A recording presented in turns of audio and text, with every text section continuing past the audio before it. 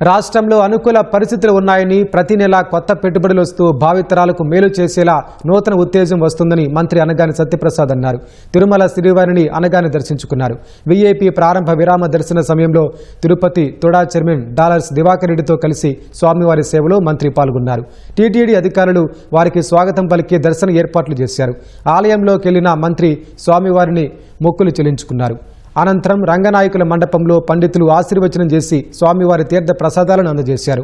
Visakha CII సమ్మిట్లో 12 లక్షల కోట్ల పెట్టుబడులతో 15 లక్షల మందికి ఉపాధి అవకాశాలు కల్పించేందుకు ఒప్పందం చేసుకోవడం శుభసూచకమని మంత్రి అనగాని తెలిపారు.